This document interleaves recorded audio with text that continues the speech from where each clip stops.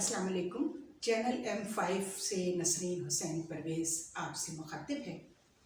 अब आज जो मौजू है बड़ा मज़हक़ा ख़ेज़ काम हो रहा है, बड़ा शौक़ हो रहा है इस पार्लियामेंट को इस्लाहात का, इलेक्शन इस्लाहात का।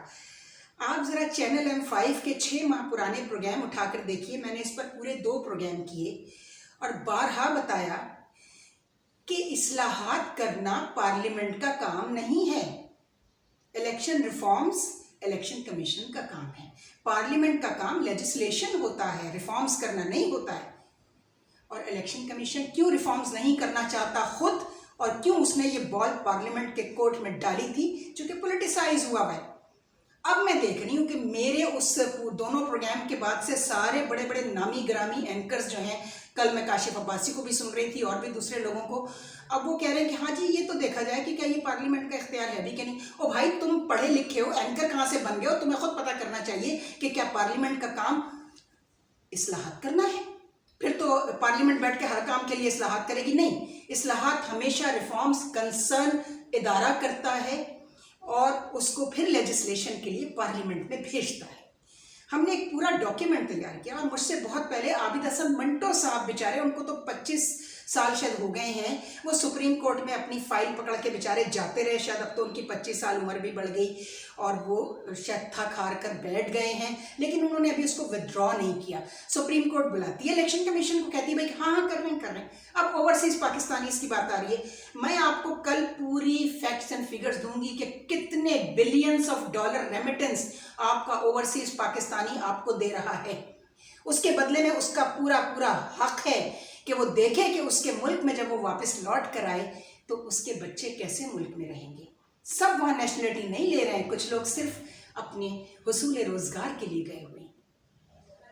एहसन इकबाल साहब को मैं देख रही थी जी, वो लाला मूसा में और पता नहीं फैसलाबाद में कि मैं क्या उनको गरज हो सकती है ओवरसीज पाकिस्तानी को? क्यों गरज नहीं हो सकती?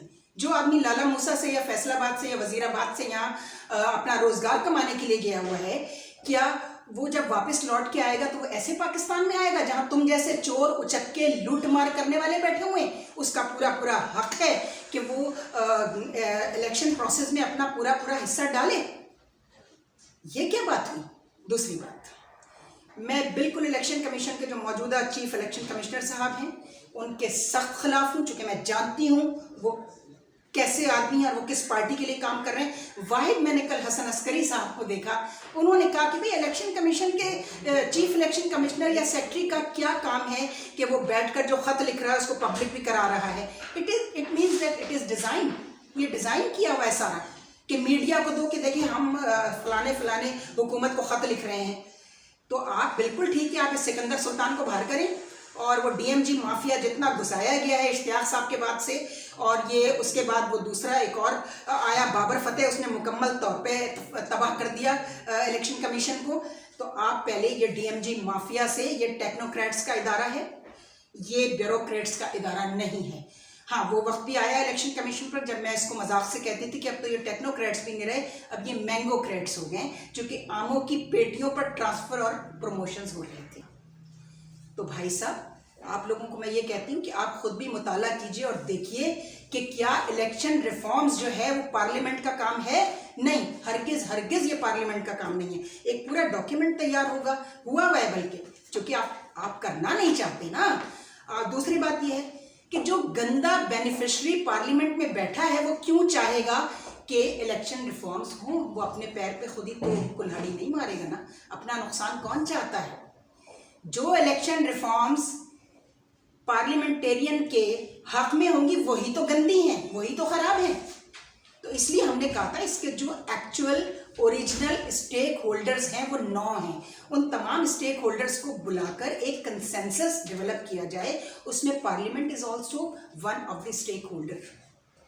और बल्कि पार्लियामेंट 2 दफ़ा स्टेक होल्डर है। एक दफ़ा वो डॉक्यूमेंटेशन प्रिपरेशन के वक्त सामने आएगी, और दूसरी मरतबा जब लेजिस्लेशन के लिए जाएगा ये डॉक्यूमेंट असेंबली में, तब वो इसमें स्टेक होल्डर होगा सबसे बड़ा। और वो जो उनका रिप्रेजेंटेटिव हमारे पास डॉक्यूमेंटेशन में साथ रहा था, फिर वो आवाज़ उठाए कि जनाब मैं तो इसमें साथ था, मैंने तो बिल्कुल जो 8 स्टेक होल्डर्स हैं انہی کے ساتھ مل کر دیکھا کہ ہاں یہ ملک کے لیے صحیح ہے، یہ جو اصلاحات ہیں یہ ملک کے لیے صحیح ہیں. لیکن چونکہ الیکشن کمیشن اتنا زیادہ پولیٹیسائز ہو گیا ہے، کوئی کسی پارٹی کے ساتھ ہے اور کوئی کسی پارٹی کے ساتھ. یہ گندی رسم بھی بھٹو صاحب نے 73 کے آئین میں جس طرح کا الیکشن کمیشن چاہا تھا، اس کے پیچھے ان کی جو بدنیتی شامل تھی وہ یہی تھی کہ میں یہاں جیالے بھرتی کروں گا اور اگلے 5 سال بعد میں وہی پوری کلیئر میجورٹی سے جیتوں کہ میری پارٹی جیتے گی، میں جیتوں گا. چونکہ ایسٹ پاکستان جانے کے بعد ان کا کوئی حق نہیں تھا کہ وہ یہاں رول کریں. رول کرنے والی پارٹی جو تھی وہ شیخ مجیب تھے، انہوں نے زیادہ ووٹ لیے تھے. تو ہونا تو یہ چاہیے تھا کہ مغربی پاکستان میں دوبارہ الیکشن ہوتے اور اس سے پہلے بھٹو کے تمام کارناموں کو ایکسپوز کر دیا جاتا تاکہ وہ سیاسی موت مرتا. میں اس پر یہ ایک الگ موضوع ہو جائے گا کہ بھٹو کی موت جو ہے وہ پھانسی سے نہیں ہونی چاہیے تھی. نہ اس کا کوئی انسانی جواز تھا، نہ اس کا قانونی جواز تھا، نہ اس کا شرعی جواز تھا، نہ اس کا سیاسی جواز تھا.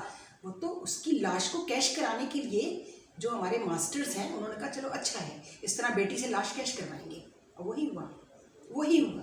تو بھٹو صاحب نے جس مقصد کے لیے پینیٹریشن کی تھی جیالوں کی، الیکشن کمیشن کے اندر دھڑا دھڑ بھرتیاں کی، میں ایک وہ صاحب بھی تھے جو بعد میں ضیاء الحق صاحب کے انفارمر بن گئے ان کی ایجنسیوں کے، اور اس کے بعد وہ آج کے دن تک انفارمر ہی ہیں ماشاءاللہ.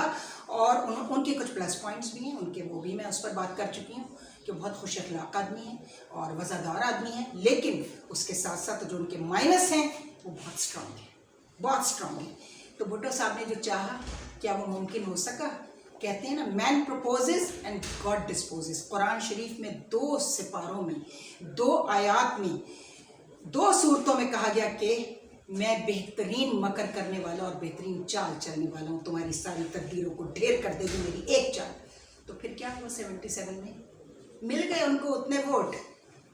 پورا الیکشن کمیشن بھرتی کر لیا تھا پیپلز پارٹی والوں سے، ہر جگہ سے کلرک لائے گئے، ہر جگہ سے کہاں سے منشی، ڈرائیور، چوکیدار سب بھرتی کر لیے گئے. پھر کیا ہوا؟ سب الیکشن افسر لگ گئے تھے. پھر کیا ہوا؟ لٹک گئے نا. تو یاد رکھیں سکندر سلطان صاحب بھی اور جتنے لوگ، بابر فتح صاحب بھی اور جتنے لوگ پولیٹیسائز ہیں وہ یہ یاد رکھیں کہ اس کا انجام بہت برا ہے. ہونے دیجئے ان الیکشن ریفارمز کو، لیکن آپ کریں، یہ آپ کا کام ہے، یہ الیکشن کمیشن کا کام ہے، یہ پارلیمنٹ کا کام نہیں ہے. بس یہی کہنا تھا. یہ جو آج شروع ہوا ہے نا تماشا، الیکٹرانک ووٹنگ مشین ہر جگہ فیل ہو گئی ہے.